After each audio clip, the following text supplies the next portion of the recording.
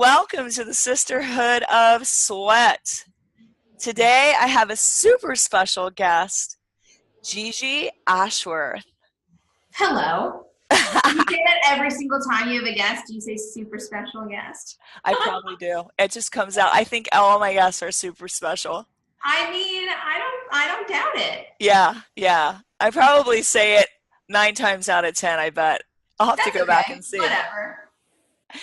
GIGI was a former competitive snowboarder, which I idolize, by the way, and a horseback rider. And she has since become a popular allergen-friendly cook with a master's in nutrition communications. However, prior to obtaining her master's degree, she got her broadcast journalism degree from the University of Colorado. And she worked as a 3 a.m. weather girl at Denver's ABC affiliate. I love that. After realizing those hours were the pits, she moved to Los Angeles, where she currently lives, and started a humorous weekly blog, to which I can attest, you guys. I've been poring over her blog, laughing out loud, just cracking up laughing at some of the stuff that she has on her blog, and a YouTube channel she has called GIGI Eats Celebrities. This blog and YouTube channel are a place where people with diet concerns and they can go to this channel and find out how to eat when maybe they have Crohn's disease or celiac disease, and all these different types of autoimmune disorders. Her own enthusiasm stems from her own severe diet-related problems with Crohn's disease, celiac disease, ulcerative colitis, IBS, and no large intestine. You can get advice from her on there, about traveling with food intolerances and all sorts of things.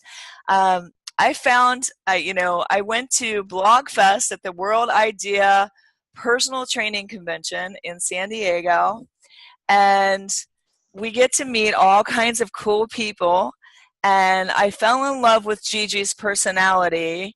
Yeah, she was so bubbly and fun and just full of energy that I knew I had to have her on. So I went for the ask, and here she is. And here I am. Bubbly as ever, everybody. Bubbly as ever.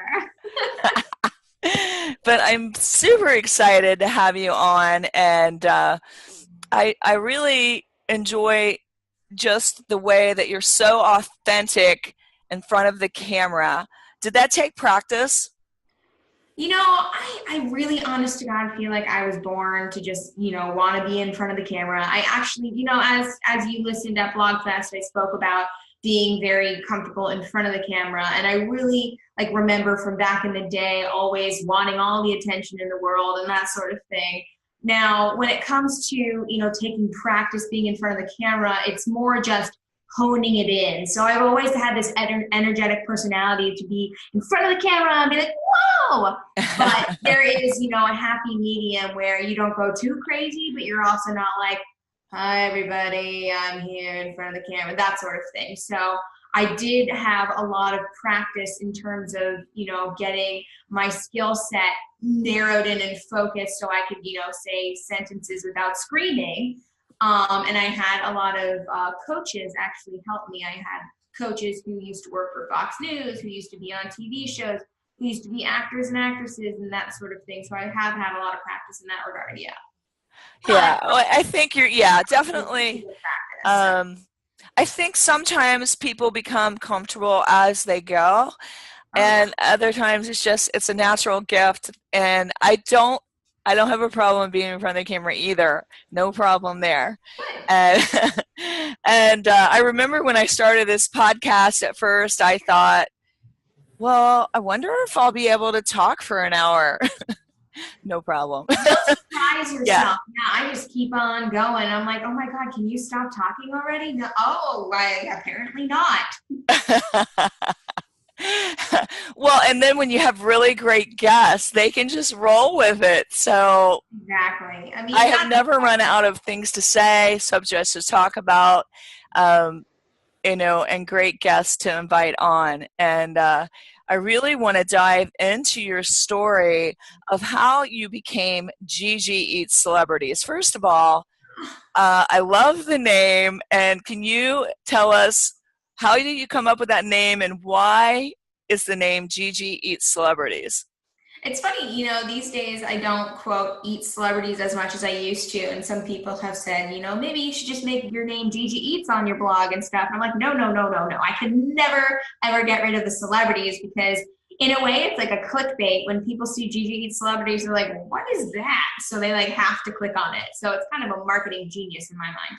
Anyways, long ago when I started blogging and YouTubing around 6.5 years ago or so, I moved to LA and I wanted to be an entertainment reporter. So I got a lot of advice from mentors and different people around Los Angeles telling me that, in order for me to potentially gain this, goal of mine, I should start this online presence, be it a YouTube channel and or blog or something of that nature. There was no Instagram back there then or anything like that. So I started a blog and a YouTube channel, and I actually started this with one of the hosting coaches that I mentioned earlier.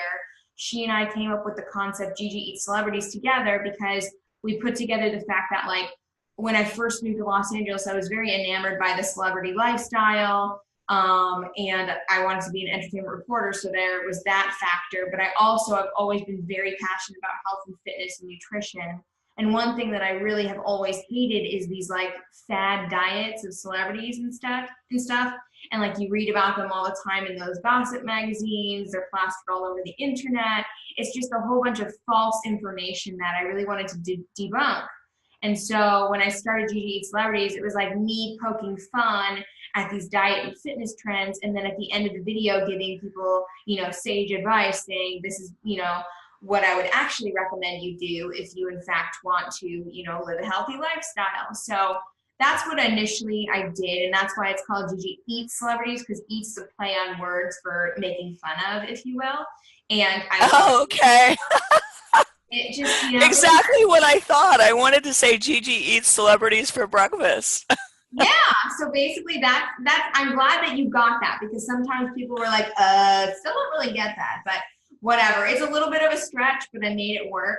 It's fun. That being said, when I started making these videos, it actually worked, and like people would see me and my presence and personality, and I got jobs from it. I got little entertainment reporting jobs. I used to interview celebrities for my living, and I realized that I probably should not make fun of the celebrities that I could potentially be interviewing. So I morphed my blog more into like food reviews initially, because I, have a very limited diet that a lot of the foods that I would showcase on YouTube, people didn't really know about or had ever seen. So I started to do that. And then I realized, oh, people seem to really relate to, my dietary restrictions and more lifestyle, YouTube videos and blog posts and that sort of thing. So then that's when I actually started opening up more about who I am as a person, because initially beforehand, I never really spoke about who I was. I would only really talk about these Right. celebrity lives and diets and all that sort of thing. So people wanted and were very curious about the person behind the camera, who I actually was.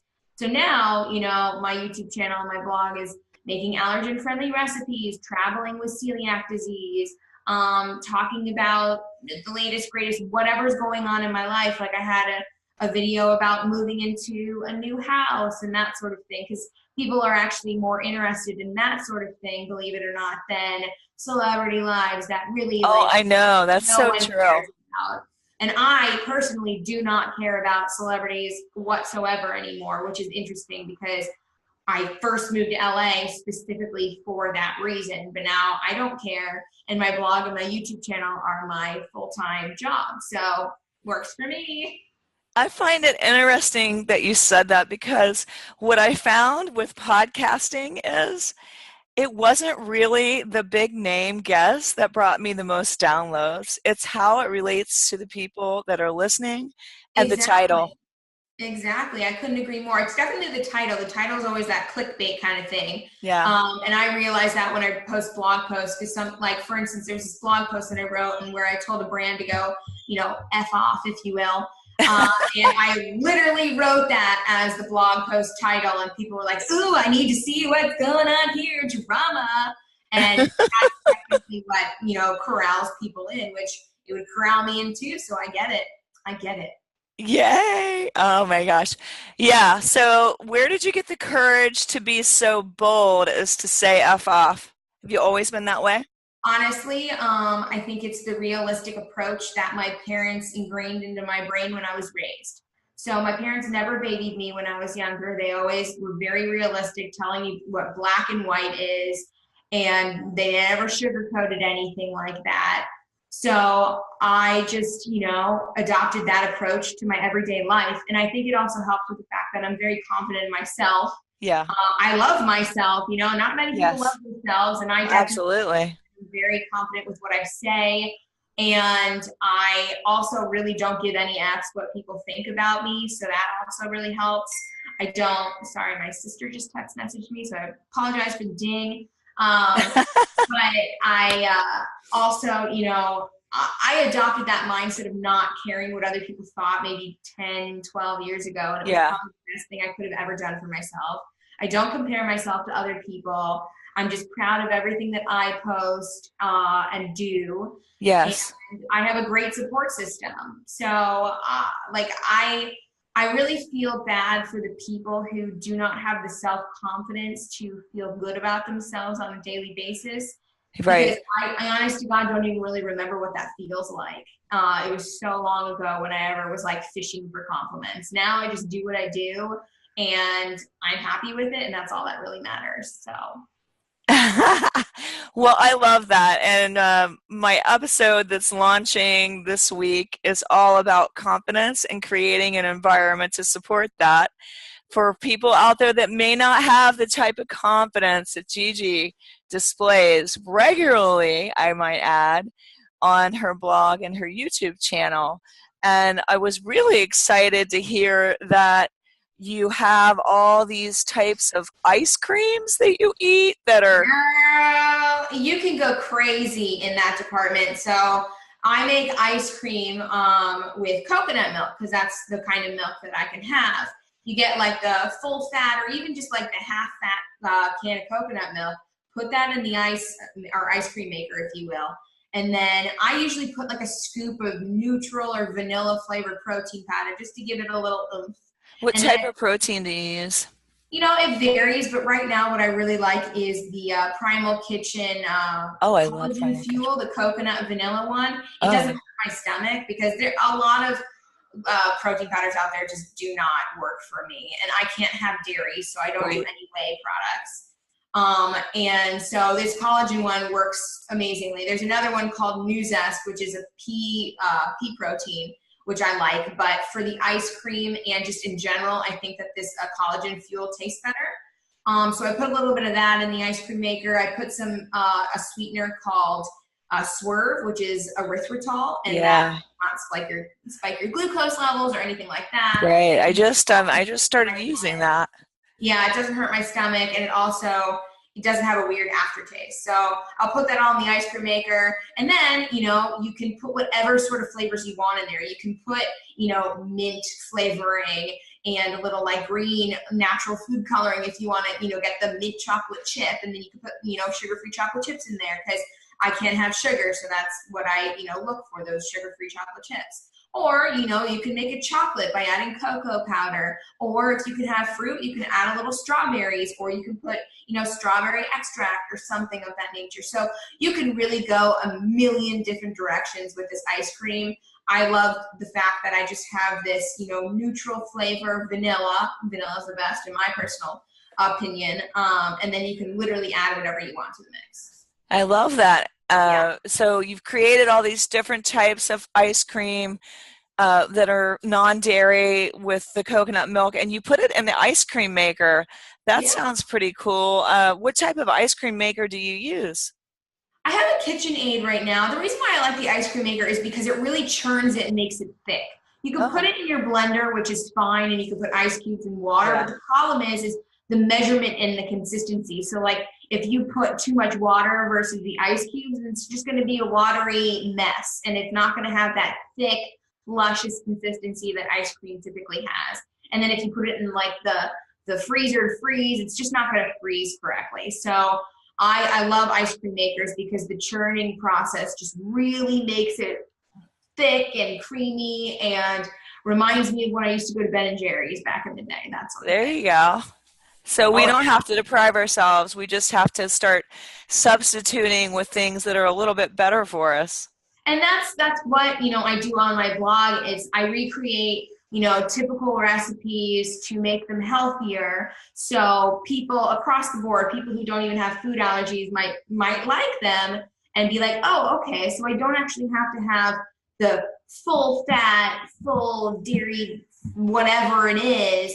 I can have something that's a little bit healthier yet still pretty similar. It's all about thinking outside of the box, and that's what I love to do. I love creating outside of the box recipes on my blog, and people find everything that I do really unique.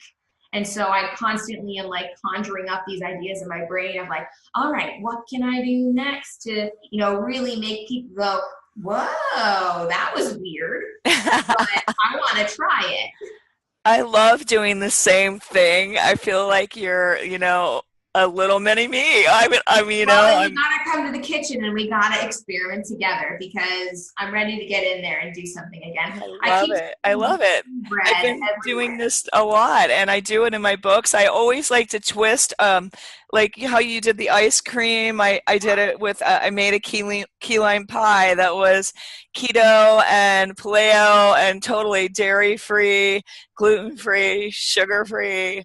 I mean, that And sounds delicious. yeah, and I've been posting daily stuff because I think people don't realize how easy it is to eat healthy, and it doesn't have to be boring, and it can taste so good. I couldn't agree more. It's just getting some stubborn people to the place where they will actually try it, Yeah. and they will just allow themselves to, have an opinion about it that's not, oh, well, that's not that, so gross. Because I know some people who will be like, well, that's not really ice cream, or I don't know, any sort of comparison. I'm like, I get that, but you can't also go into this thinking that you're going to get exactly the same thing. So calm down. Right. It does taste different. And actually, in some regards, I'm going to have to say I think it tastes better. Well, I mean, a lot of people have a dairy reaction where they just don't feel good. And guess what? After this ice cream, you feel fine still. So Yeah. And no that bloating. alone, that alone would make you want to eat this ice cream much more than the regular stuff, in my personal. Yeah. And I've been making a pie crust. I actually am really excited about the one I made for the key lime pie. And I was like, I could eat this and roll it up like cookie dough. It's so I've done good. that before. I made a strawberry pie, and then I took that crust recipe a different day, and I just made cookies out of it because I was like, hot damn, this is delicious. I just want this. And then I proceeded to eat all of it. That's okay. So I tend to get really excited about this type of stuff, and I really want to dive in a little bit more to your story because I feel like there are so many people out there that have Crohn's or celiac disease or IBS, and they suffer from all of these things. And I just really want you to tell your story and how it was so life changing. Well, I mean, the interesting thing is, as I said earlier, I morphed my blog more into my lifestyle because more and more people were, realizing and getting diagnosed with these issues. So it's becoming a more and more prominent thing, which is crazy because I've lived this way for the last 17 years of my life. So I haven't had wheat, dairy, gluten, sugar, soy, fruit, and nuts for 17 years. And I mean, minus maybe having some sort of like contamination here and there where I don't feel great or, have to go to the hospital or something like that. But overall, I've been able to really combat, getting quote poisoned, if you will, thanks to my education and also just owning my problems. And whenever I go out to eat or whenever I'm home or whatever. I just, know the right questions to ask. I know what to look for in foods and that sort of thing. So anyway, 17 years ago, I was a very young little lady. And that was when I was competitively snowboarding. I did it all through high school. I went to this school called Crested Butte Academy where it was actually for competitive snowboarding and skiing. And I started to, go snowboarding every single day. And I also started to not feel good every single day. And I just really thought it was like overexertion, hiking the half pipe, 15,000 times a day, every day, and then going down it and landing on your face and or butt every time isn't really that much fun. And it hurts and it takes a lot out of you. And then when I started to complain to my mom, who happens to be a doctor and well-versed in every aspect in the whole doctor realm, she would give me advice, and she sent me this book about like foods to eliminate to like see what potentially was causing problems. So an elimination diet, if you will. And so I started taking things out, realizing some things, made me feel better than others and that sort of thing. And then I had allergy tests done, which then diagnosed me with my intolerances and allergies. And then I was also diagnosed with, celiac and Crohn's and ulcerative colitis. However, they didn't really know back then much about these things, and they didn't even initially have like a name for it either. They just were like, oh, well, you can't have blah, blah, blah, blah, blah, blah. And then finally, when I went back again to do even more tests, they were like, oh, it's called celiac and Crohn's and all that sort of thing. And I was like, oh, okay, interesting. But I was this little girl of like, age 15 or whatever, and I had no idea what I was doing. And that was just a whole, situation where it was trial and error. I definitely got a lot sicker than I needed to get because I was trying to figure out what was going on with my life and all that sort of thing. And then when I was 21 years old, I had something called a cecal volvulus, where your large intestine twists into a knot, and it'll explode basically if you don't get it taken out, because there's so much blockage. So I had surgery to have my large intestine removed when I was, in college all alone and not having a clue what the heck was going on. And then I remember my doctor saying that like, oh, your digestion and everything is going to be perfect after this surgery, which is completely wrong. It only got worse. And I was recommended to take something called Miralax, which only poisoned me. Oh my So goodness. then I got addicted to it, and then it just was not a good situation. And it's like you're drinking pureed packing peanuts. Like, it's just not good for you at all. Yet they recommended it because they were like, "Ooh, it'll help your digestion." Didn't really. So that was a huge problem too. But since all of this, I've learned through every single experience, and I have created a lifestyle for myself that I think works for the most part. I mean, I'm not going to say I feel amazing every single day, because that's not true, but I definitely feel a lot better than I did and what I can remember when I used to eat all of the foods in the world. So I would never go and try, cereal again or anything like that, because I just remember how awful it made me feel. And yeah. Oh my goodness. And I was reading your blog. You said you wanted to smack the doctor over the head with your large intestine Oh, that he yeah. took out. Yeah, I mean, he did a wonderful job in regards to like making sure my incision was like perfect and all Oh, that. great. I even remember being in the hospital, and he looked at it and he's like, "Ooh, that's textbook." I'm like, "That's great, bro, but like, what about my insides? Are they textbook too? Like, let's make sure that things are actually functioning correctly. Thank you." But as I said, every experience kind of just shapes who I am, and I learn from it. And I don't, you know, I'll never look back on those days being like, I wish I could turn back time and I wish it just never happened and stuff like that. Because, life is life, and I just kind of move forward. But I also don't rue over these things. And I also don't feel bad for myself, because I always know that there's someone out there with something way worse than me. And I'm lucky to, have the problems that I have versus what could potentially be. So, that's my positive mindset through it all, and that's Yeah, really and you're helping everybody else that may have issues very similar. exactly. And they could have it worse than me. They could have both their large and small intestine taken out. They could have their stomach taken out. They could, not be able to even eat in general. So like, and eating is, I wake up in the morning and I'm like, what am I eating today, guys? Like literally that's the first thing I think about. So I'm very blessed to, have the health status that I do because everything else with me is perfectly fine. It's just, my digestion and my allergies and my autoimmune diseases, which definitely cause a lot of different symptoms that are different on the daily basis. So it's really hard to sometimes, navigate it. But I make do. People think I'm like one of the happiest people they've ever met. So that says something for you right there. Well, I was also reading where you were talking about you get tired that but people were like, really, when does that happen? Exactly. But trust me, everybody, I get very tired and I sleep like a rock.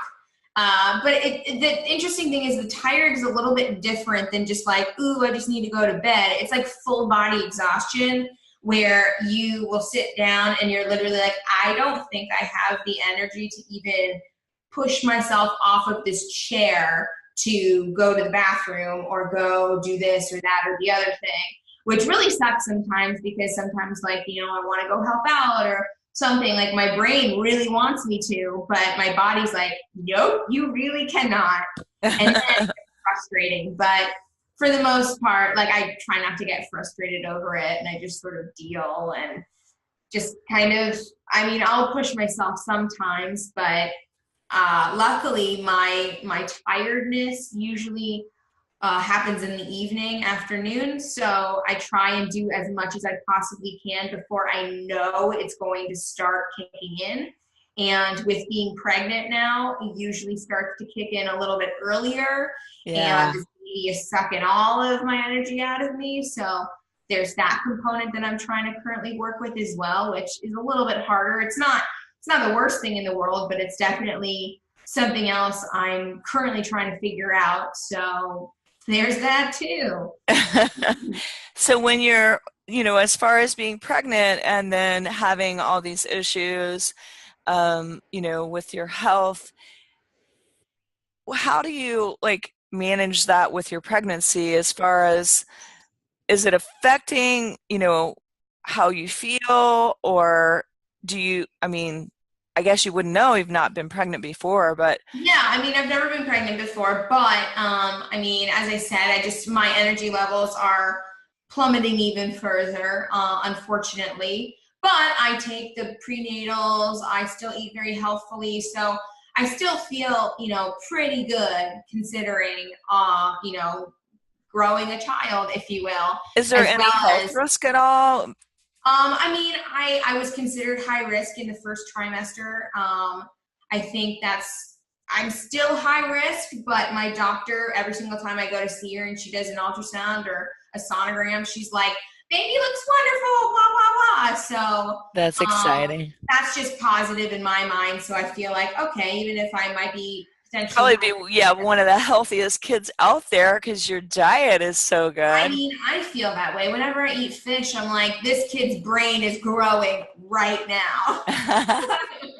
I Who love knows? Who knows if that's actually true? But psychologically, for me, it feels like I'm doing something right. And yesterday, I felt him kick for the first time, and I was like, oh, all right, he's still in there. That's a good thing. Oh my gosh. Well, you got to be so excited. When are you due? And Christmas. Oh, wow. And you guys, I had no idea. I saw her just a month ago. I had no idea she was expecting. You can't even tell. I So hide it. she's I just carrying it hide it. well. I always have these baggy shirts on just to, conceal all of that sort of thing. Well, it's pretty exciting to be bringing a new little one into the world. How are you going to treat this? Are we gonna eat vegan friendly or is your kid gonna be able to have candy if they want it?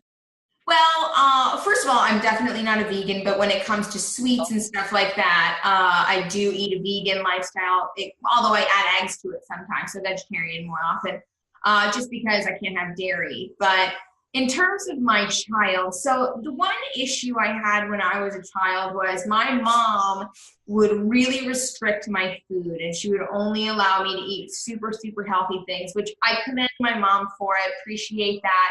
She definitely instilled, a healthy living mindset into my brain.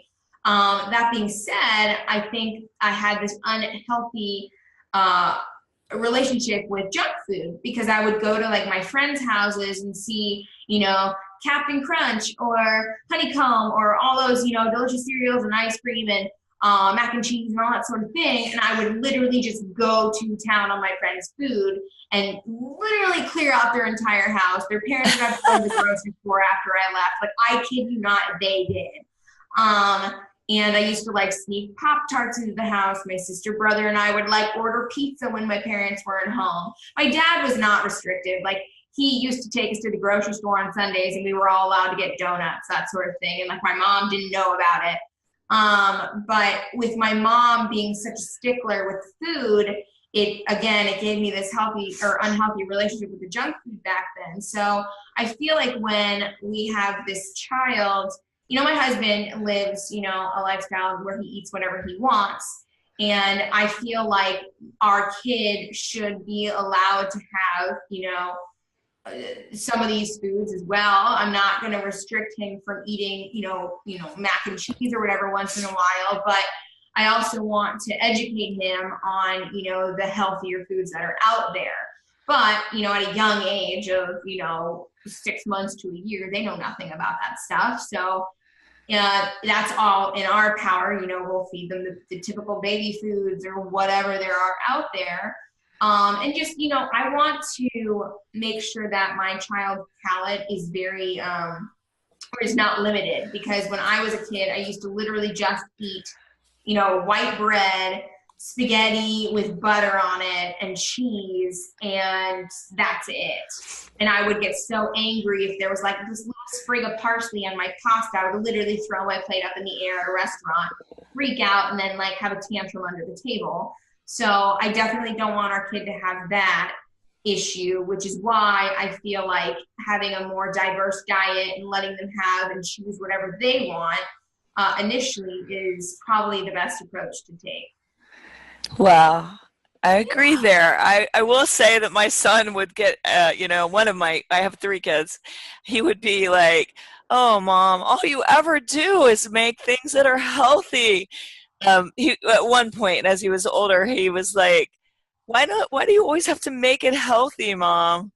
And Yeah. when he went to college, he was like, mom, I really miss your healthy experiments. And I swear that's going to be the case for every single child. They're always going to complain about having healthier food or whole grain spaghetti or whatever it is. But when they get older, they will appreciate what mom did for them. And Yeah, he does say, at least I was the one that if he wanted a donut once in a while, I went and got him a donut. Like, I yeah, didn't say, no, you can never ever have something off, off kilter.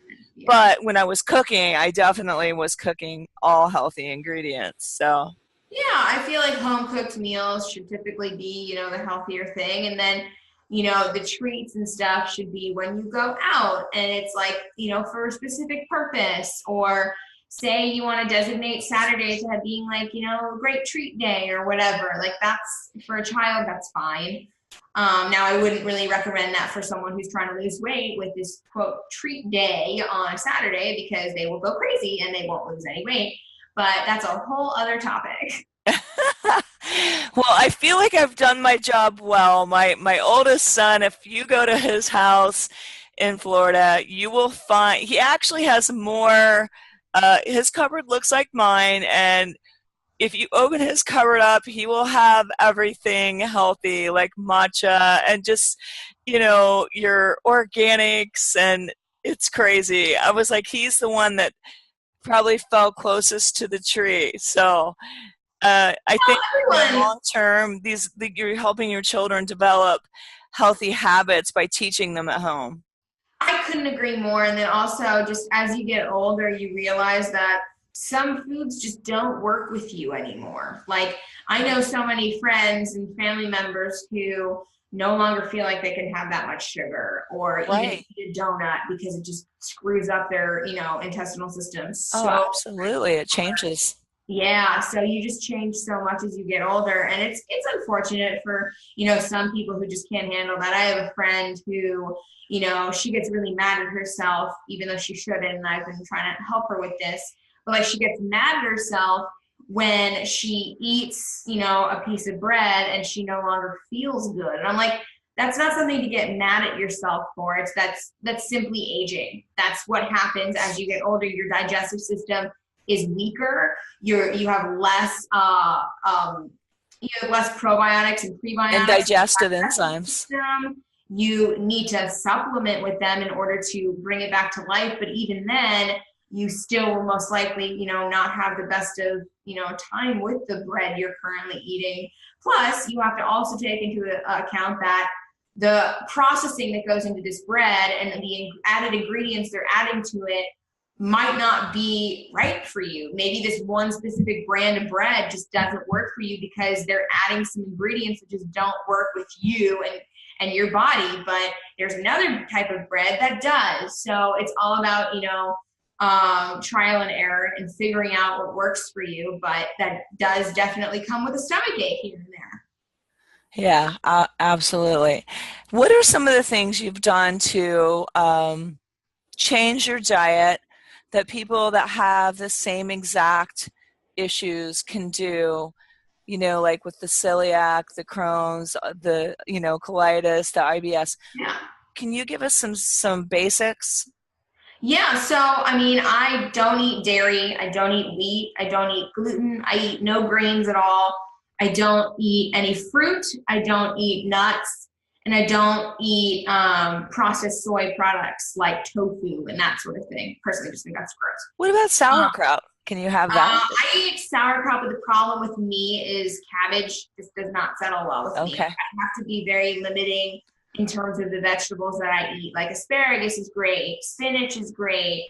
Once in a while, depending on how they're cooked, Brussels sprouts are great, which is crazy because that's a cruciferous. I can't even say that, but it's that type of You vegetable. said it pretty good. So that would typically cause digestive issues.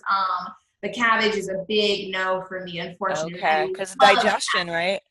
yeah, I love cabbage, and a lot of people recommend, ooh, eat sauerkraut. There's prebiotics in there. It's gonna be so great for you. Interestingly enough, all of these prebiotic foods that are recommended do not work for me. Like, if Okay. people usually say, like, drink peppermint tea for digestion. Nope. Eat fennel seeds to help. Nope. Those things murder my system. Like, they make me feel so bad. I remember this one time I was recommended to take charcoal, which apparently is such a great thing for your digestion and helps with, cleansing out, blah, blah, blah, blah, blah. Oh my First gosh, of all, your liver is the best cleanser on the face of the planet, so don't believe this cleansing bullshit. But secondly, I took charcoal pills and it had me on my ass for 2 weeks. Like, I had straight up charcoal poisoning. I could not. holy crap. So whenever someone recommends that kind of And thing, do actually, not that was no log. pun intended. What?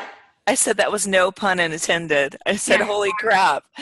I mean, that No, stuff but like, makes me I go I for 2 weeks. literally felt like I was dying. And whenever someone posts about it on social media or their blog or anywhere, it gets me angry because I'm like, you are promoting something that literally I almost had to go to the hospital for this kind of thing because I just felt so Well, if bad. they're going to promote it, they better give a huge warning, right? Yeah, but I guess some people they do just fine with it and they think Yeah, it's I fine. can take it, but it makes me go and go. I mean, Yeah, I can't, no, it does nothing to me. Like, it just uh, makes me want to die. oh my So, goodness. I don't trust that kind of stuff at all. For me, my lifestyle is very, it's a mix between the keto diet and the paleo diet, except I don't have any nuts and I don't have dairy. Okay. So, like, on a typical day, and I only eat twice a day because my digestive system is such that, like, when I eat, I feel everything and it's very uncomfortable. So, if I only eat twice a day, then I only feel this type of thing twice. And it works for me. Obviously, if people want to eat 3 times a day, 6 times a day, if How that's, many calories would you say you're ingesting if you're only eating twice a day? oh, I mean, I eat big portions. Like Okay. when Yeah, I sit because down to a meal, like the animal protein that I'll typically eat is like a little bit under a pound. So it's like I'm not eating enough food. I definitely like intake enough calories in a day. I don't personally count calories. I think that would drive me yeah, I insane. don't either. Yeah. And I did that when I was younger, when I was, sick. And so I don't like to even touch that because, you don't want to fall back on your old ways. So, my foods are usually, salmon or any type of fish and grass-fed and grass-finished beef and chicken and that sort of thing. I don't do pork. I think pork is gross. I And then don't do pork. Yep. yeah, and then a lot of vegetables. So as I said, the spinach and the lettuce and spaghetti squash and sweet potatoes and that sort of thing. So that's generally my diet. And then I have a high fat diet too because the animals that I eat, I usually get the fattier cuts. Salmon's very fatty. I love olive oil and avocado oil and coconut oil and that sort of thing. So I definitely would drink those by the bottle, but I won't because I definitely like to eat my food more than drink it. So How important do you feel mindset is to people that you're going to take on as clients that, like you're helping people change their lives? yeah, And do you turn people away if their mindset is not? 100%.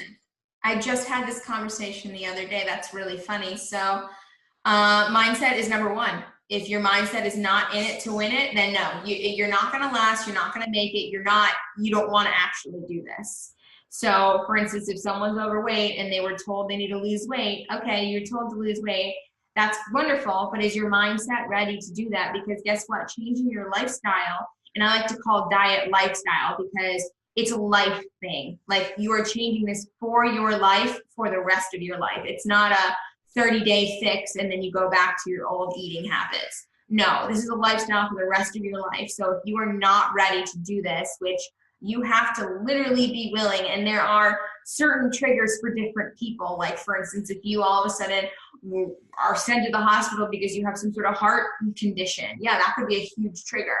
Or if you fall down and break your leg and you all of a sudden have weird heart palpitations because all you're doing is sitting around eating McDonald's, that could be a huge trigger. Maybe it's literally someone saying, you fat F, like it's any of those things that could really trigger it. Like for instance, I'm the opposite case where when I was really sick, my brother came into my bedroom one day and he said, "You're effing disgusting."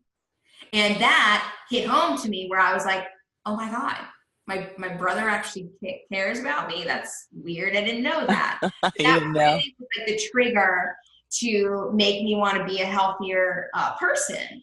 So everyone has different triggers. And if people come to me for advice, and this has happened before, where they come to me and they're like, I really want to, enlist in your help. And I think that it would be really beneficial for me and all that sort of thing. I'm like, cool.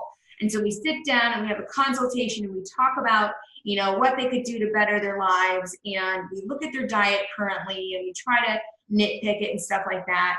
And then, I let them go on their way for the next 2-3 weeks. I have them detail a journal of what they're eating and how they're, getting activity and stuff like that. And if I don't see much of a change, or if I see some sort of resistance in regards to like them texting me complaining, or maybe they don't even text me at all, I get a sense that they're not actually 100% into this. And then also, I can read people really well. Like if I'm sitting Yeah. down with someone and I have a conversation about them getting healthier and what to do, and they kind of they're like, yeah, I get it. Yeah, let's do this. You know if they're I going to can do it or get not. behind the mask 110%.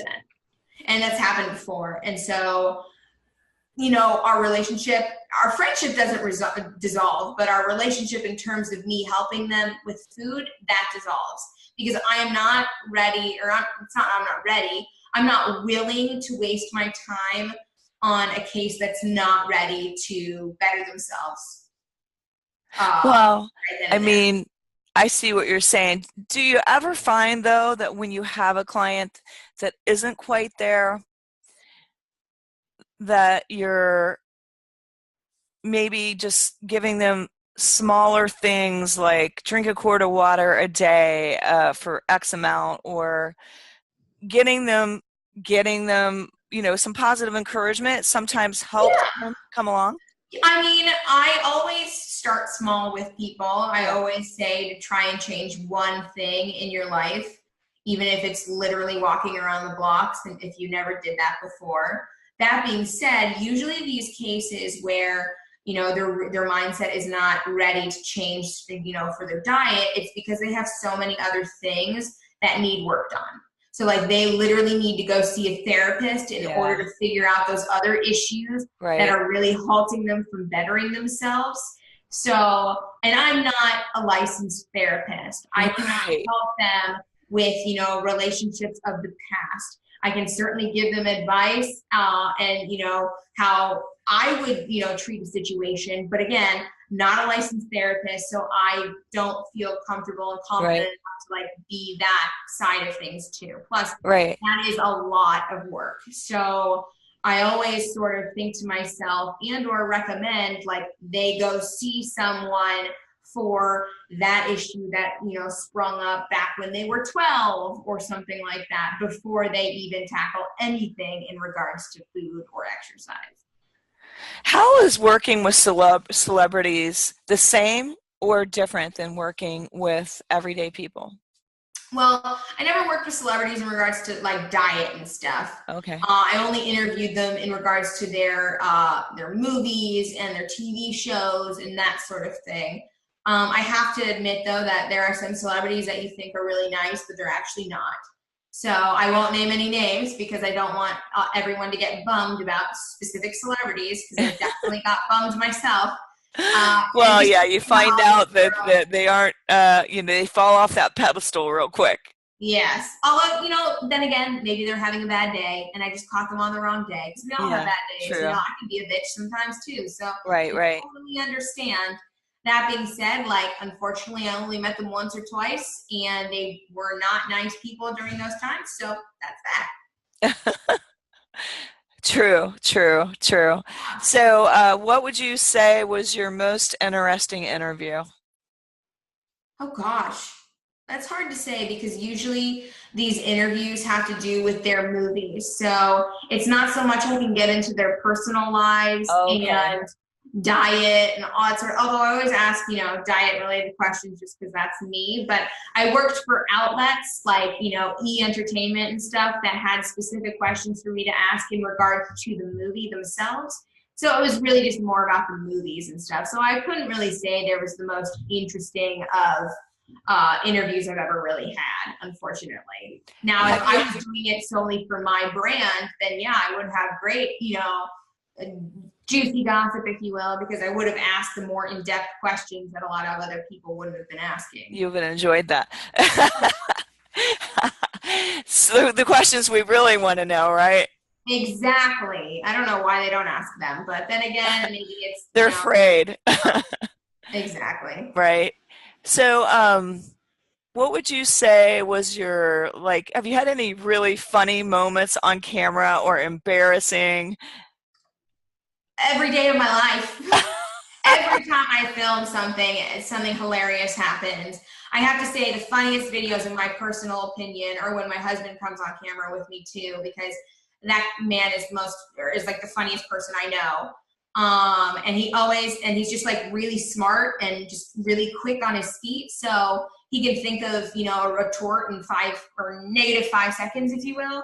And generally those videos are the ones that get the most views on my YouTube channel and my blog because as I said, people love, to dive deeper into who I am as a person and they love to see relationships and that sort of thing. So for instance, next Tuesday, I'm going to be posting a video where my husband and I cook up this recipe from this delivery service. And it's hilarious. And maybe my husband and I are the only two who think it's hilarious. But I did send it to the brand and they loved it too. So at least I've got that going for me. But honest to God, those videos are the best. And there's so many outtakes from them that I just want to leave in the video, but then the video would be like an hour long versus, I made this one 14 or 15 minutes long. I'm like, you know what? I cannot cut it any longer or any shorter because it's just too good. It's too funny. Everything needs to be where it is, and that's that. So, yeah. How did you meet? On Tinder and Nice. dating apps. Those work, guys. They work. Was it love at first, or did it take a little bit? Oh, it definitely took time. I'm not sure that love at first sight necessarily exists. I mean, it's more like love at first lust, because when you see that person for the first time, like, you're attracted to them purely because of their looks. Like, you don't know anything Right. about them. Right. Unless, except for what's written on their Tinder profile or the little conversation that you had with them in Tinder. So I think that love builds as you get to know somebody. And I mean, I adore and love my husband as like more than anything else in this world. So clearly it worked. But I don't believe in the whole love at first sight thing.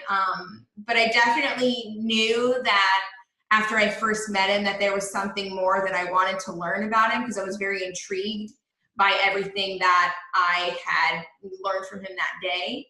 And I'm really, really attracted to like driven people who are extremely motivated, and they don't sit still. They always want to do something and get something accomplished, because there's nothing more attractive than an unmotivated person in this world, which is why it makes me really sad when I help or try to help people in the diet world and they're unmotivated to do it.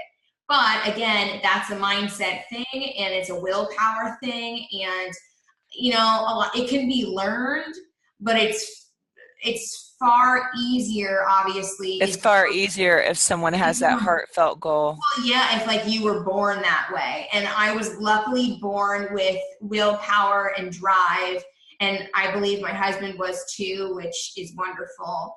And there are a lot of people out there who are born with those innate, traits, if you will. So those people need to realize how lucky they are. And if they don't already know that they're lucky, because there's so many people out there who still don't have a clue what they're doing. They're 45 years old, they're depressed, and that sort of thing. So we all just really need to focus on the positive attributes of ourselves in order to gain that confidence that, we can bring it back to the beginning of this podcast, the confidence that really just, helps me just feel like $1 million every day, even if I feel like shit physically. So Yes, it all starts with confidence and self-love, definitely.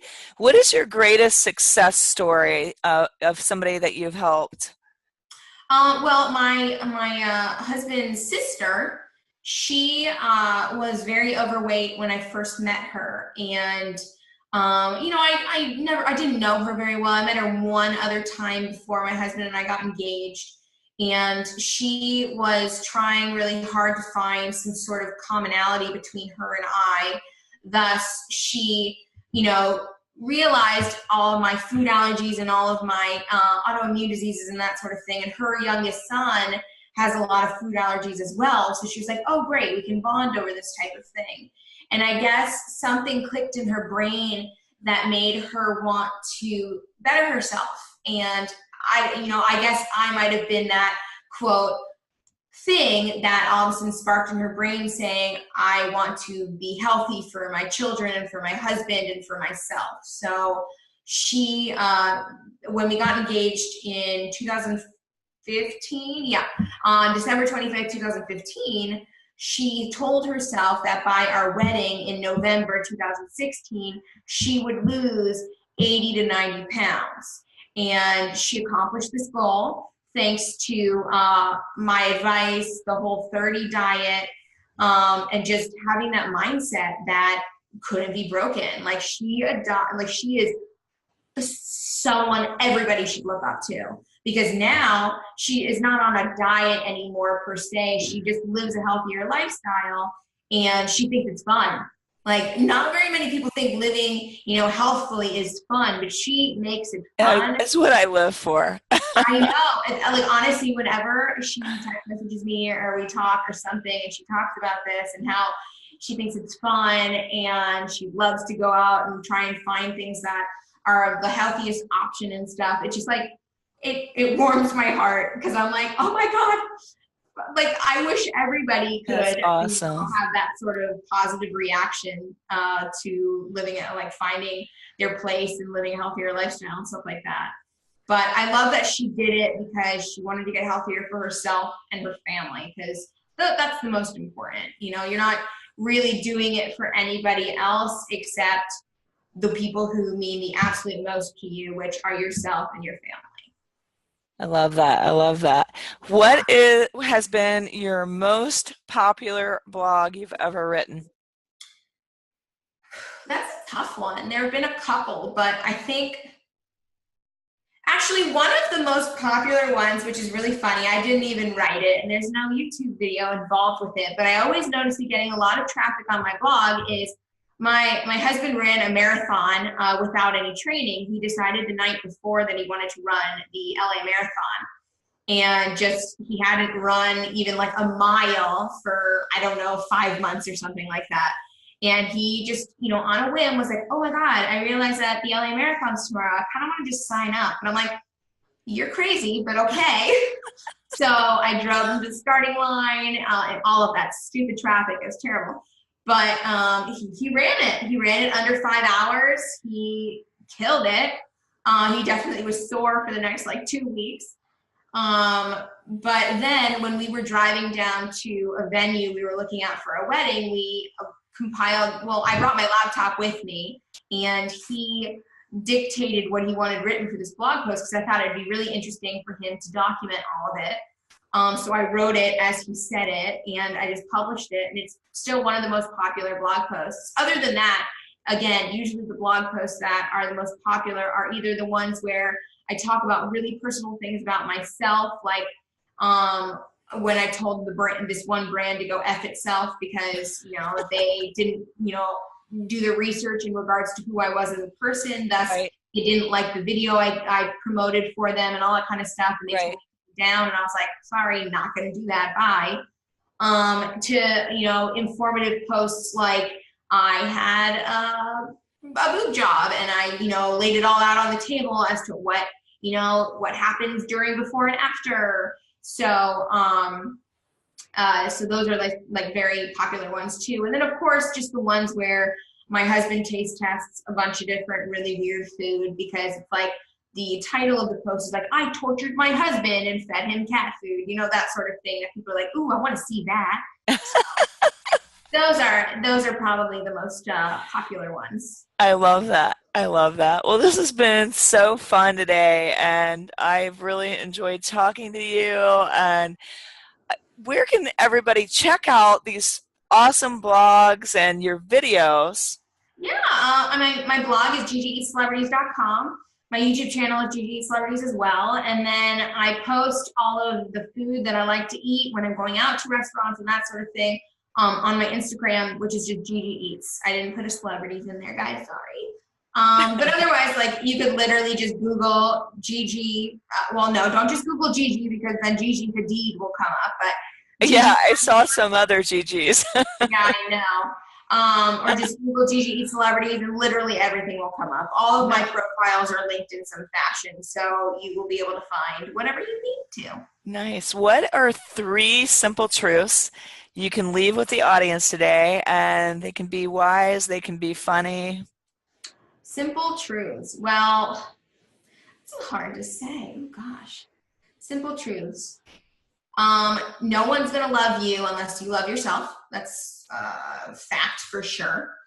Salmon is the best fish on the face of the planet. That's really something I have to My just put favorite. out there. And exercise is like a cup of coffee in the morning, because I work out every single morning, and it's just this energy rever. And people always ask me, where do you get all your energy from? Well, I generally believe it's because of me working out, which, by the way, everybody, this is my I see that. I love that.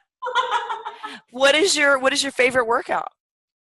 Well, before getting pregnant, I was really into lifting weights. I felt like I was in the best shape of my life with all my muscles and all that sort of thing. But then when I was told I was high risk, I stopped lifting weights. Yeah. And now I'm in my second trimester, and I'm like, you need to go back to the weight room. You need to go back to the weight room. And I think I've only gone once, but then my energy is just so low that it's really disheartening because I'm like, wow, I can only lift like 5 pounds now. This is great without wanting to like smash it over my head. So I've been contemplating if I like want to try doing Pilates or something like that.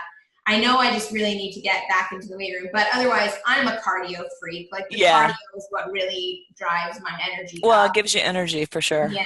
So, and it's just a great way for me to start the day. Obviously, it's not for everybody, but for me, I sweat it out. I'm alone. I get to focus on me, and I get some social media work done on there too. So, it's two birds with one stone.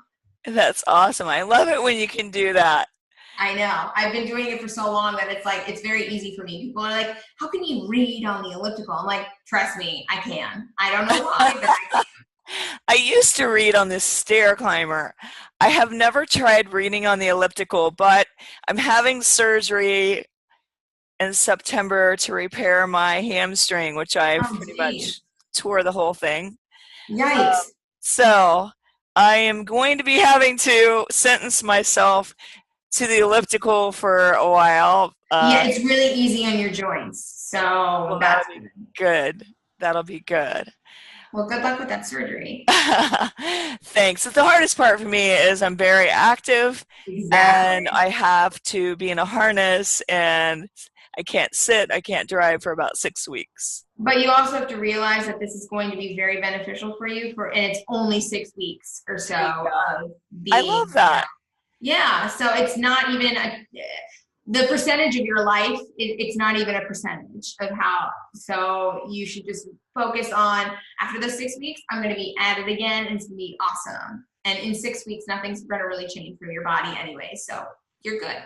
I love that. I love it. And I want to just acknowledge you so much for how you had such a horrific thing happen to you, but you didn't let it define you. You defined it. You decided how you were going to live your life and address your challenges. And now you're like a beacon of light and of positivity for everyone else out there. I appreciate you saying that because I definitely try not to have anyone ever feel sorry for me because that's not what I'm after. So Right. there. There you go. I love it. I love it. Thank you so much for spending this time with us today. And if you guys loved Gigi as much as I have, make sure to review her in iTunes and follow her on social media. Thanks everybody for listening to the Sisterhood of Sweat.